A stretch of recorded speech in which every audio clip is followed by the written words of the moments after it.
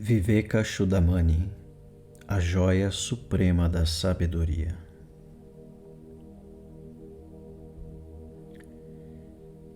Número 1. Eu me prostro diante do verdadeiro instrutor, diante daquele que é revelado pelas conclusões de todos os sistemas da filosofia Vedanta, mas que em si é desconhecido. Govinda, a suprema bem-aventurança. Comentário. Neste primeiro versículo, Shankaracharya mostra a importância do verdadeiro instrutor, daquele que nos poderá levar ao que é desconhecido. Ananda, a verdadeira bem-aventurança. Aquela paz fundamental que mora no âmago de toda a criatura, mas que não é percebida em virtude da superficialidade e o automatismo em que vivemos nossas vidas. Reverencie o seu Guru, Govinda, que lhe abriu o caminho da liberação. Número 2. Dentre as criaturas sensíveis, é difícil alcançar o nascimento como ser humano. Dentre os seres humanos, nascer homem, quando homem, ser um Brahmana, sendo um Brahmana, desejar seguir a senda do Dharma védico e entre esses aprender verdadeiramente. Mas o conhecimento espiritual que discerne entre o espírito e o não espírito, a realização prática da fusão com Brahmatman e a emancipação final dos grilhões da matéria são inatingíveis, exceto por um karma de centenas de milhões de encarnações. Comentário. Reflitamos sobre a imensa quantidade de seres visíveis e invisíveis que existem nos inumeráveis mundos que constituem o universo. Como é difícil ser humano, mas o fato de sermos seres humanos não significa que alcançamos a plenitude desse estado, que no dizer do psicólogo Carl Gustav Jung, chegamos à individualização. Pouquíssimos são os que conseguem esse objetivo, pois a imensa maioria constitui o rebanho, que é tocado pelos acontecimentos, vive e age em função de reflexos condicionados. Simples marionetes manipuladas pelas circunstâncias. Ainda é mais difícil ser um Brahmana, alguém que alcançou a mais elevada estrutura espiritual. As 4 castas tradicionais da Índia estão vinculadas não às circunstâncias do nascimento, mas à essência do ser de cada um. Mesmo para os que sejam realmente Brahmanas, há dificuldade de desejar efetivamente seguir o Dharma, como expresso nos Vedas. O Dharma é lei, ordem, justiça. É a linha de menor resistência que, uma vez seguida, nos permite alcançar a libertação dos laços do karma. Mas o texto nos adverte da dificuldade do verdadeiro aprendizado, a fusão com a centelha suprema que está dentro de nós, o Brahmatman. É algo de suprema dificuldade, pois depende fundamentalmente do karma de cada um. E para que isso ocorra, são necessárias centenas de milhões de encarnações. Número 3. Humanidade. Desejo de emancipação e orientação espiritual de grandes homens são muito difíceis de alcançar, pois são adquiridos somente pela bondade dos deuses. Número 4. Aquele que com dificuldade adquiriu uma encarnação humana e nela a plena maturidade como homem, o que lhe permite o conhecimento das Escrituras, e que, devido às ilusões, não trabalha pela emancipação, é um suicida, autodestruindo-se ao tentar alcançar objetos ilusórios. Comentário. As ilusões dificultam a concretização daquilo que é fundamental, a libertação. O homem que se deixa envolver por elas é um verdadeiro suicida, ao se destruir na tentativa de alcançar algo puramente ilusório.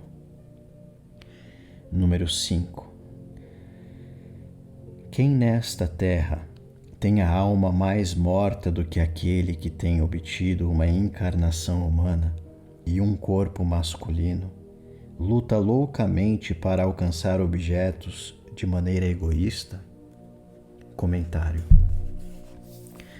São muitos os mortos em vida, verdadeiros zumbis da tradição do Haiti, que perdem a grande oportunidade oferecida por uma encarnação humana na busca ilusória de prazeres fugazes. Reflitam sobre isso profundamente. Número 6.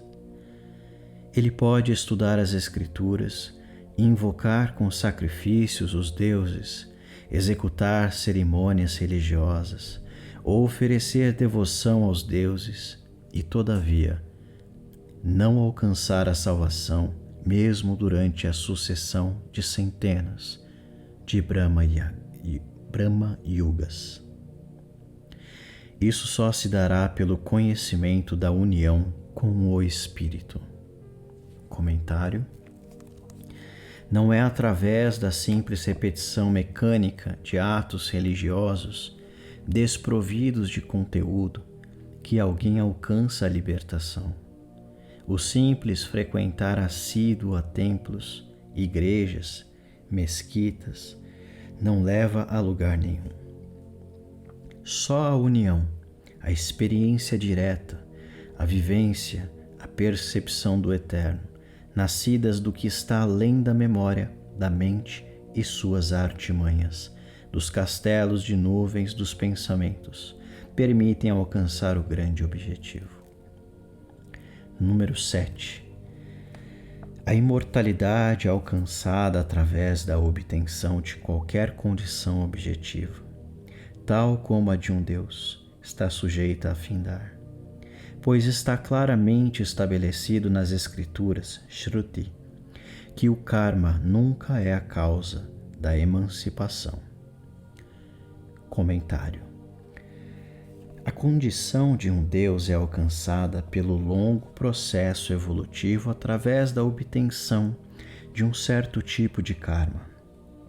Convém esclarecer que a teosofia, a filosofia perene, admite uma infindável sucessão de seres resultantes de causas e efeitos sucessivos, que chamamos de karma. Esse karma, energia acumulada, é uma hereditariedade, uma predeterminação que leva a certos estados de ser. Ser Deus, com letra minúscula, é ser uma força da natureza, uma lei, parte do grande conjunto da lei suprema. Os hindus denominam essa lei de Dharma, os chineses de Tao. Mas fique claro que não é através do karma que se alcança a emancipação. O karma está sujeito ao tempo, enquanto que a libertação é atemporal. Número 8. Portanto, o homem sábio luta para alcançar a salvação, renunciando ao desejo de desfrutar os objetos externos, recorrendo a um verdadeiro e grande instrutor e aceitando seu ensinamento com a alma inabalável. Comentário. O abandono, a renúncia aos objetos externos é fundamental. A grande questão é encontrar o verdadeiro mestre, o diretor espiritual que nos dará auxílio e inspiração para que caminhemos com nossos próprios meios. É Ele que dá o toque transformador e produz a introspecção que nos leva ao reino de Deus. Mas se não quiserem usar a palavra Deus, fortemente contaminada por conotações psicológicas de todos os tipos, usem em seu lugar o real, o absoluto ou aquilo, como dizem os hindus. Número 9. E pela prática do reto discernimento alcançado na senda do yoga, ele salva a alma afogada no mar da existência condicionada, samsara. Comentário. A alma está afogada, impregnada, imersa, contaminada pelo condicionamento resultante do processo de vir a ser do samsara, como dizem os hindus. O nirvana é a libertação desse processo e só pode ser alcançado pelo correto discernimento. Discernir é perceber o erro, a ilusão, a ignorância que nos impede de perceber o que é, chamado por Jiddu Krishnamurti de presente ativo. É a percepção do aqui e agora, do atemporal, do eterno que está na caverna do nosso coração, como dizem os místicos de todas as épocas e raças. Número 10. Após abandonarem todo o karma com a finalidade de remover os liames da existência condicionada, esses homens sábios, com mentes resolutas, podem tentar alcançar o conhecimento de seu próprio Atman. Comentário. Atman é a centelha, a mônada, o centro mais sutil em torno do qual tudo mais se congrega. Atman é idêntico ao absoluto, Brahman, onde tudo está enraizado. Só o abandono, a extinção ou a rápida fruição de todo o karma, que é energia acumulada em incontáveis encarnações, pode produzir o conhecimento. Entende-se por conhecimento a identificação total da criatura com aquilo de onde se origina. Número 11. As ações são para a purificação do coração e não para a conquista da substância real. A substância pode ser alcançada pelo reto discernimento e não por qualquer porção de karma. Comentário. A ação tem uma importante função no processo de purificação do coração, do âmago, do recesso, mas, diz o texto, a substância não pode ser alcançada pelo karma. O discernimento reto é o único meio que pode permitir esta conquista. Número 12. A percepção do fato de que o objeto visto é uma corda removerá o medo e o sofrimento que resultam da ideia ilusória de que é uma serpente. Comentário. Essa pequena história do pedaço de corda, que é identificado pelo observador apressado como sendo uma serpente, está repleta de sabedoria. A maioria das coisas não é o que pensamos ser. O elevado nível de condicionamento, produto da educação, do hábito, da cultura em que estamos inseridos, nos faz perder a visão direta da coisa observada. Daí, ao vermos uma sombra, nasce o medo e o sofrimento. Número 13. O conhecimento de um objeto é conquistado somente pela percepção, investigação ou instrução, e não através de banhos purificadores, de dar esmolas ou de centenas de retenções da respiração ou pranayamas. Comentário. O conhecimento é algo que decorre da percepção direta, o contato com a essência da coisa em si. Para isso, de nada servem os puros exercícios externos. O processo de onde decorre esse mergulho na realidade transcendente não é lógico, nem decorre de ações puramente mecânicas. O budismo Zen, ao mencionar Satori, iluminação, está apontando para algo que está além da mente conceitual. Igual posição tem o budismo da terra pura, Jodo Shinsho, quando menciona Osho, o salto transversal, súbito e direto para a coisa em si. Número 14. Ao alcançar do objeto depende da qualificação daquele que o deseja alcançar. Todos os artifícios e contingências que surgem das circunstâncias do espaço e do tempo são meramente acessórios. Comentário: a palavra-chave deste versículo é qualificação. Subentende-se a posse de condições intrínsecas que permitirão alcançar o objetivo primordial a que todos os seres tendem desde o momento que deixaram o seio do Absoluto e se particularizaram como seres aparentemente separados dos outros. Número 15.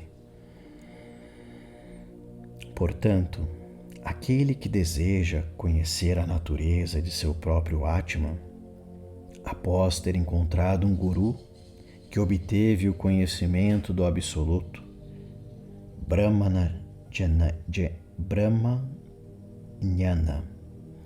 e seja de uma bondosa disposição, deve prosseguir com sua investigação. Comentário: nem todos os seres desejam conhecer a natureza de seu próprio Atman, o Espírito. Só muito poucos atingiram esse estágio onde se manifesta Vairagya, desgosto profundo pela vida comum na qual estamos envolvidos. A grande maioria continua sendo impelida pelo vento das paixões e pela falsa ilusão advinda dos sentidos e se consome no sofrimento.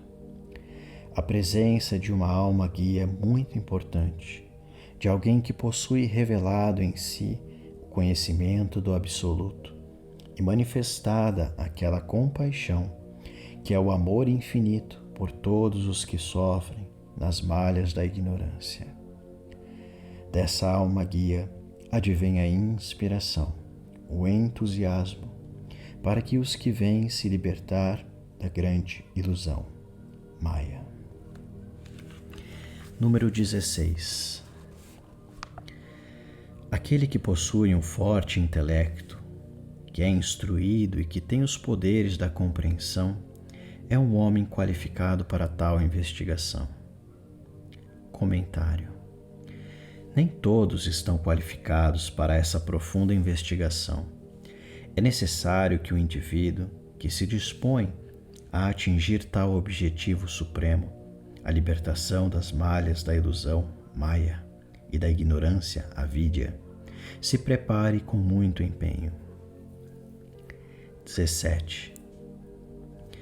Somente é considerado digno de inquirir sobre o espírito Brahman aquele que tem discernimento, não tem apegos ou desejos, tem chama e as outras qualificações, e que possui a vontade de emancipar-se. Comentário: uma série de qualificações foram alinhadas. São condições indispensáveis para o aspirante ao mundo do espírito. Sem elas, nada será possível, a não ser o contínuo borboletear nas malhas de Sansara.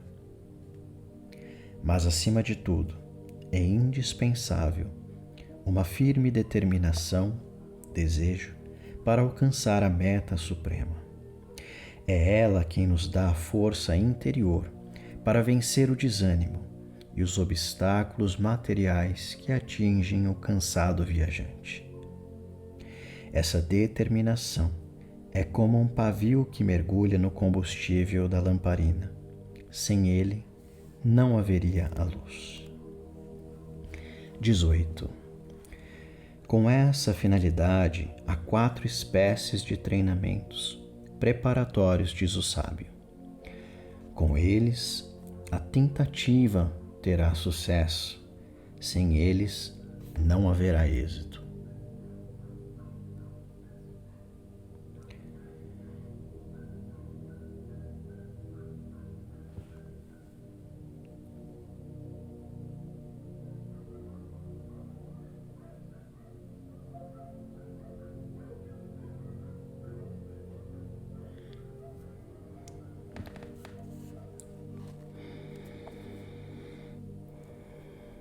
Comentário. Na vida espiritual, assim como no caso dos atletas físicos, há uma série de treinamentos preparativos que servem para lançar os fundamentos para o futuro. Esse treinamento prévio é importantíssimo para que alcancemos a meta suprema.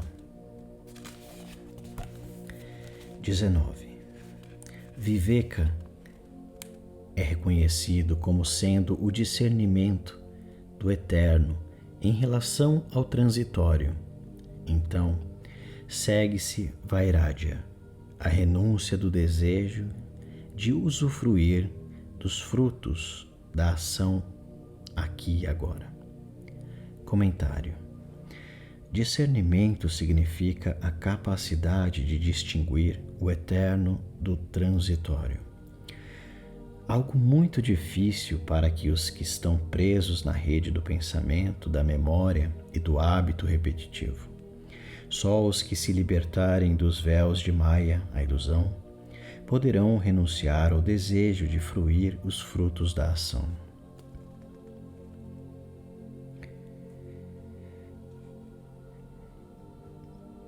(20, 21 e 22).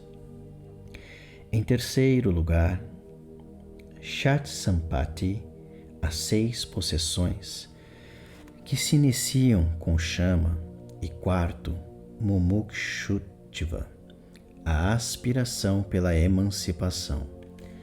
Brahman é verdadeiro, o mundo transitório é uma ilusão.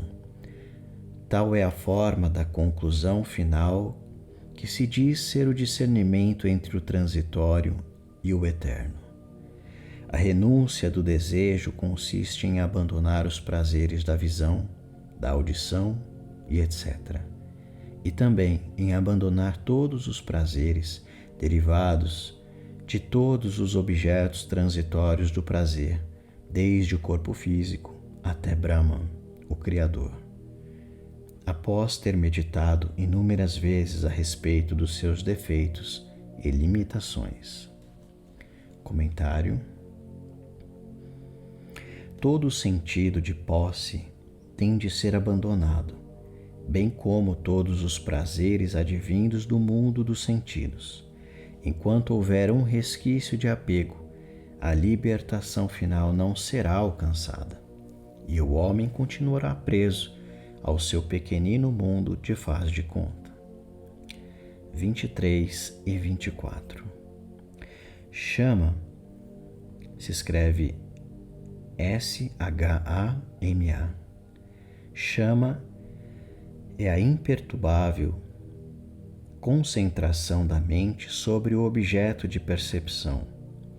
Dhamma disse ser o confinamento às suas próprias esferas, dos órgãos de ação e de percepções sensoriais, após tê-los feito desprender dos objetos dos sentidos.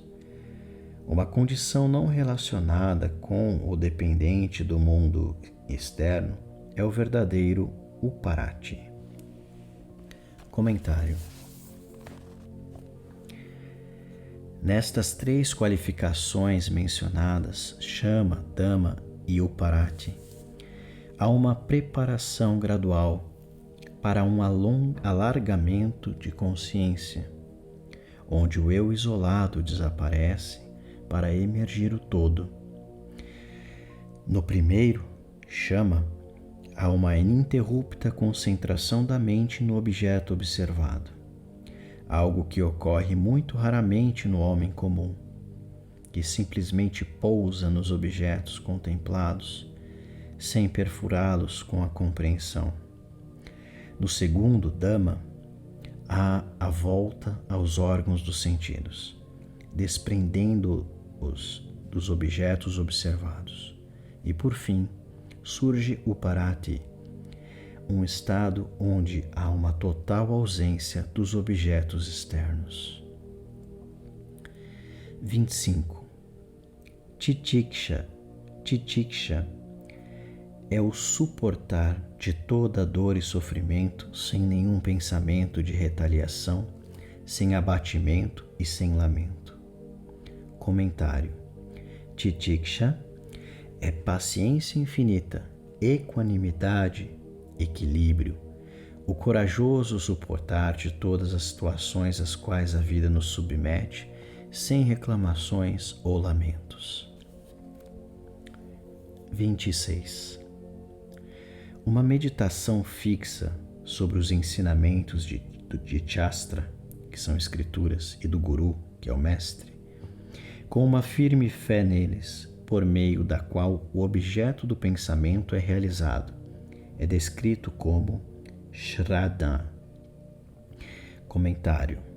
A fé, Shraddha, é um sentimento além das palavras, uma vivência de algo imensamente valioso para nós e que começamos a perceber em nossas vidas. É como a sensação nascida da certeza da presença do sol ainda em plena noite. Uma noite que parece nunca acabar para quem sofre. 27. O fixar constante da mente do espírito puro é chamado Samadhana. A não distração da mente com objetos puramente ilusórios. Comentário. Observem agora os pensamentos que fluem em nossas mentes. Sintam a superficialidade do processo, a enorme mistura de memórias, sensações, emoções, medos que vêm na avalanche dos pensamentos. Parem. Focalizem o espírito puro que está no coração de todas as coisas. Aprofundem essa percepção e estarão gradativamente se estabelecendo no estado de Samadhana. 28.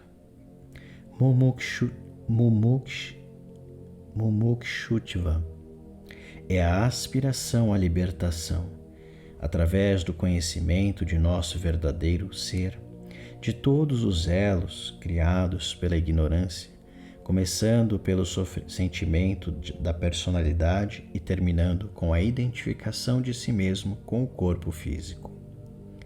Comentário. São inúmeros os laços que nos prendem ao ilusório, a sensação de que somos um eu separado, com uma identidade, uma posição social, atributos, um corpo físico, etc. Tudo isso alimenta a ideia da separatividade, de um isolamento ilusório.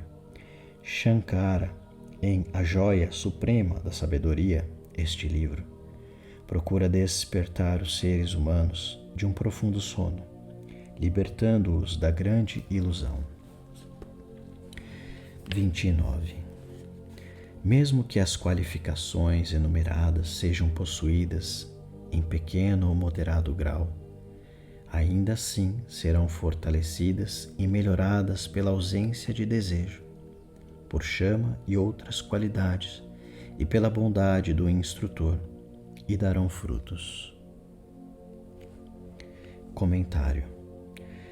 Não devemos nos desesperar se o nosso caminho for pedregoso.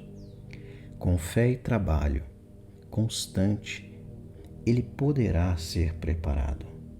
A ausência de desejos e as qualificações mencionadas anteriormente, mais a compaixão do instrutor produzirão resultados. Não esperem que isso ocorra imediatamente, pois o processo é lento. Mas há casos em que subitamente a emancipação é alcançada e acabam-se todos os problemas daquele instante mágico.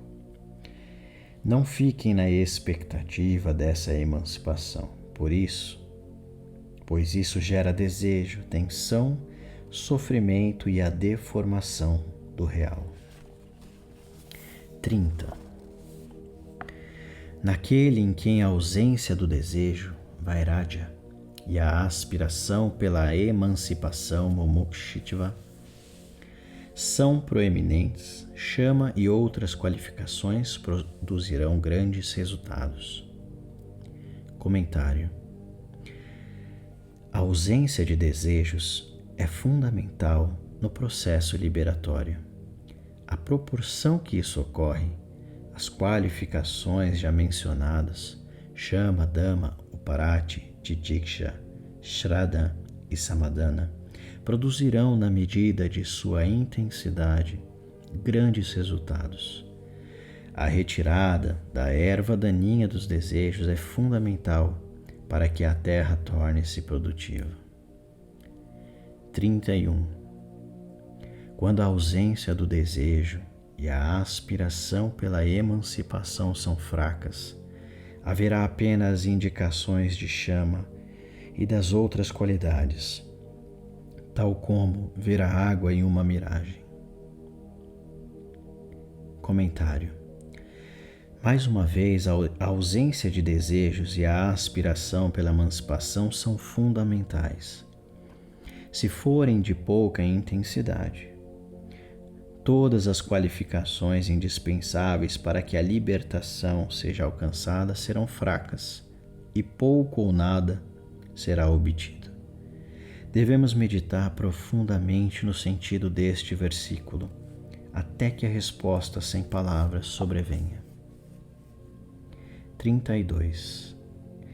Dentre os instrumentos de emancipação, o supremo é a devoção, Bhakti, a meditação sobre a verdadeira forma do ser real, diz-se ser devoção. Comentário: a devoção é um ato de dedicação a algo. No versículo anterior, esse objeto é o ser real. Entende-se por ser real aquele que está por trás, no âmago do ser ilusório. A devoção não é um processo intelectual, e sim o alvorecer de uma consciência, de uma realidade que está além das palavras e das formas. A devoção é autoalimentada quando se amplia o canal de ligação com o atemporal.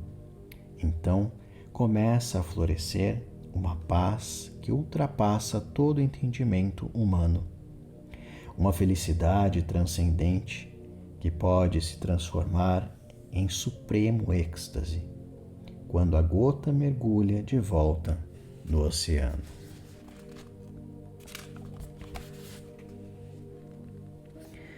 (33) Outros dizem que devoção é a meditação na natureza de nosso Atman.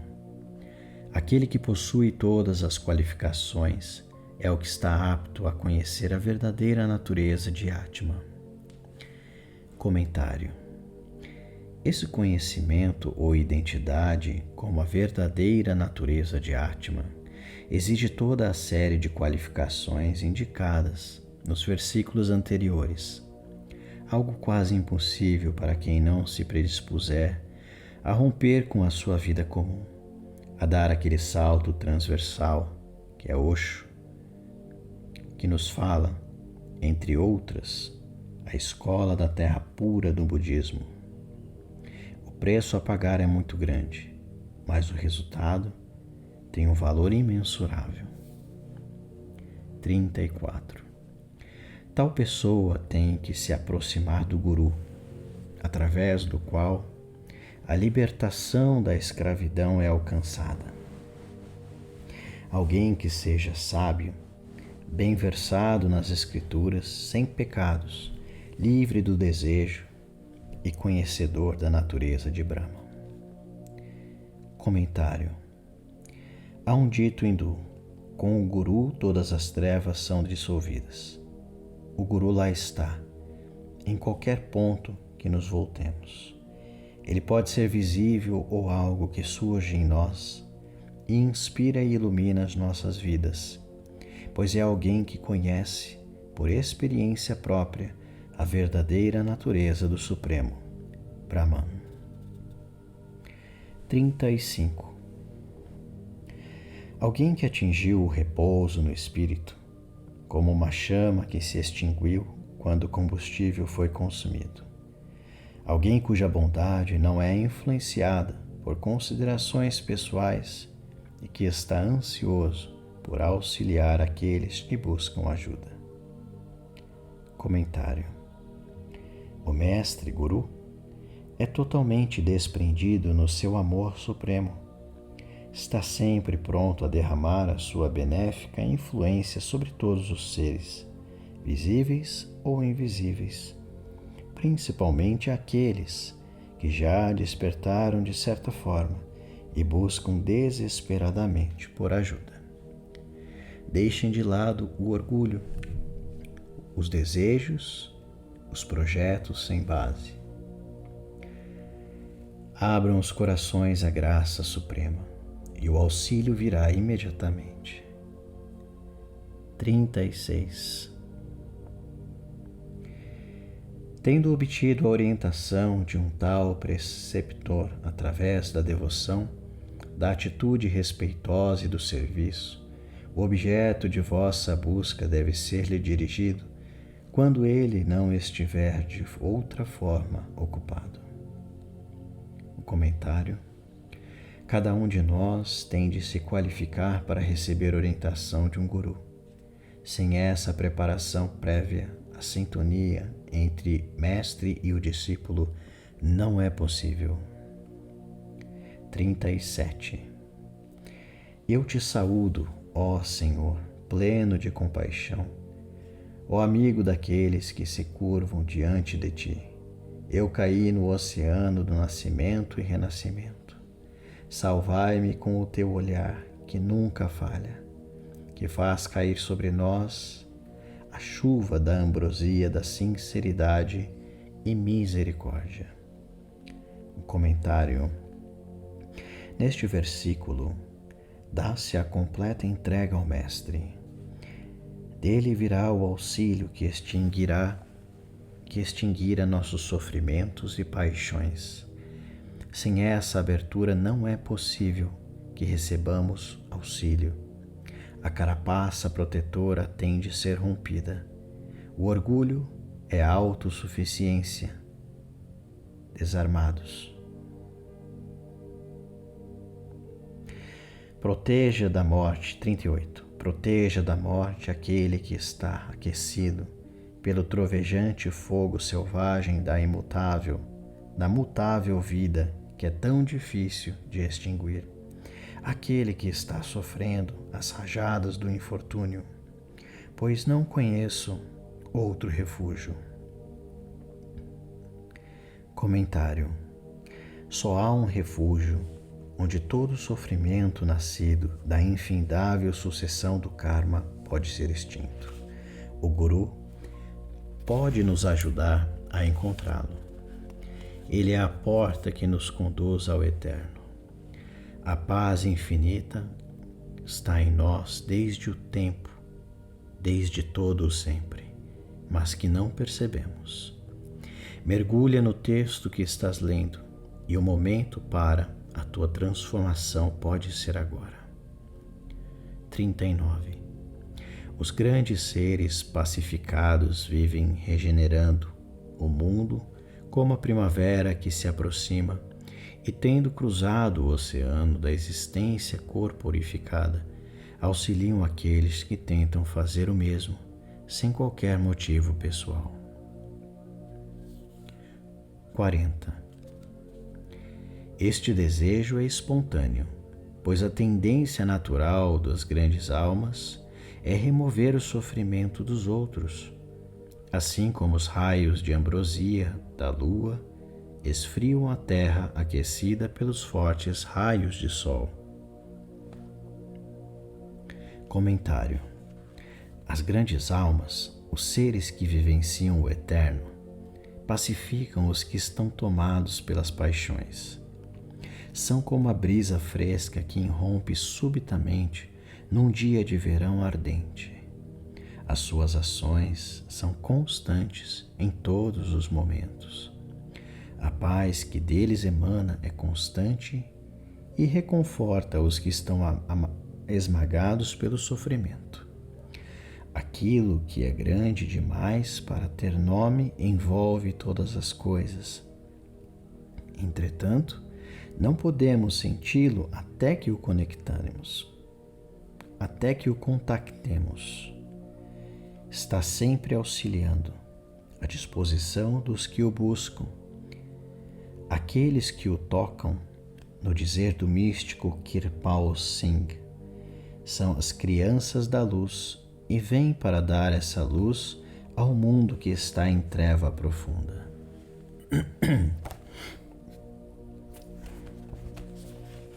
41. Ó Senhor, aspergi-me com as gotas da tua fresca água da compaixão, pois estou aquecido pelo fogo da floresta do nascer e do renascer. Gratifica meus ouvidos com as palavras de ambrosia, à medida que elas fluem do receptáculo de tua experiência, da felicidade procedente de Brahmanyana, conhecimento do Supremo, sagrado e reanimador. Felizes são aqueles que são vistos por ti, mesmo que por um momento, pois eles se tornam inaptos receptores e são aceitos como discípulos. Comentário: o Guru está presente em todos os momentos da nossa vida. Não é, entretanto, percebido enquanto o discípulo, o recipiente, não estiver pronto. Mas, mesmo por um momento, o discípulo pode ser aceito pelo compassivo mestre e então receberá, por seu intermédio, a suprema ventura, Brahmanyana, advinda do contato com a eterna bem-aventurança, uma paz infinita que mora nos nossos corações, mas que não temos ainda a sensibilidade para perceber. 42. Como cruzarei o oceano do nascimento e renascimento? Qual é o meu destino? O que significa existir? Ó Senhor, eu não sei. Ó Senhor, bondosamente me protegei, aliviai as dores procedentes do nascer e renascer. Comentário: a grande maioria dos seres humanos vive impelida pelos acontecimentos, sem saber como sair do processo do vir a ser, samsara, e nem tem a menor ideia de qual seja o objetivo último desse processo ou o que significa existir. No instante em que temos a consciência plena do problema, é indispensável a entrega à ação de algo que está acima, dentro de nós. O tom de súplica deste versículo é pungente, nascida de um coração que sinceramente deseja uma saída que nunca será encontrada pelo intelecto. 43. A grande alma, observando com os olhos umedecidos pela misericórdia o buscador do refúgio que, aquecido pelo fogo da floresta do nascimento e do renascimento, chama por ele, instantaneamente lhe diz que nada tema. Comentário. Karma, ou melhor, Karuna, compaixão, segundo os budistas, é uma característica do ser iluminado. A grande alma, o ser tocado pelo Supremo, o homem-deus, como dizem os místicos sufis, está sempre atento aos que sofrem. Quando o sofredor dá as condições necessárias, o auxílio é imediato. Aquela sensação de que, apesar de tudo, não devemos ter medo de nada. 44. Aquele ser sábio, misericordiosamente, instrui na verdade o discípulo que chega até ele, desejoso de emancipação, praticando os retos meios para a sua conquista, de mente tranquila e preenchida por chama. Comentário. O guru, o mestre, está sempre alerta para auxiliar o discípulo que se predispõe a isso. É necessário que cada um de nós trabalhe consigo mesmo, preparando o terreno onde brotará a semente da emancipação. 45. O mestre diz: nada temas, homem sábio, não há perigo. Há um meio para se cruzar o oceano do renascimento e do nascimento, aquele que os yogis usaram. Eu te mostrarei qual é. Comentário. Não tenhas medo, pois há uma saída. O aparente e infindável processo do vir a ser pode ser interrompido. Inúmeros seres que alcançaram o equilíbrio perfeito conseguiram isso. O caminho está, pois, aberto. Somente depende de cada um de nós terminar o martírio. 46. Há um meio efetivo para a destruição do nascimento e renascimento, pelo qual, cruzando o oceano da mutável vida, Sansara, atingirás a suprema bem-aventurança. Comentário. A paz infinita pode ser alcançada nesta vida. Essa certeza o Vivekachudamani, este livro, nos dá. Surge então a esperança de nos libertarmos do sofrimento de vidas sucessivas. À medida que nos aproximamos do Supremo, sentimos a sua presença em nossas vidas e tudo começa a mudar. É como um alvorecer depois da espessa noite. 47. Um excelente conhecimento é alcançado pela compreensão da finalidade da Vedanta. Com ele termina a grande miséria do nascimento e renascimento. Comentário. A finalidade suprema do Vedanta é permitir que os seres humanos alcancem a libertação do sofrimento. Um sofrimento que resulta dos efeitos acumulados do karma, a lei de causa e efeito. 48. As Escrituras demonstram diretamente que Shraddha, fé, Bhakti, devoção, Dhyana, meditação, e Yoga, união, são as causas que trazem a emancipação da servidão da existência encarnada, a liberação das ligaduras do corpo, que são obra da magia de avidya, a ignorância. Comentário. Observem a ordem mencionada. Em primeiro lugar está a fé. Entende-se por fé o percebimento de algo, a sensação de uma presença. Não é a fé o percebimento, não é a fé supersticiosa, de algo que é aceito porque está contido em um livro considerado sagrado ou que foi escrito por alguém que, segundo a tradição, deve ser respeitado. Quando esse primeiro ponto de contato é estabelecido, segue-se a devoção, um sentimento interior que nos impele para a raiz das coisas. Então, estão lançadas as bases para o estabelecimento do processo da meditação, que levará a um gradual aprofundamento em direção às raízes do ser, nascendo a condição para que o próximo estágio, o yoga, união, se manifeste. A viagem de volta terá assim terminado, encerrando-se definitivamente o ciclo do vir a ser, samsara. 49. Devido à ignorância, se produz uma conexão entre vós, que sois Paramatma, e aquilo que não é Atma, surgindo a roda da existência corporificada.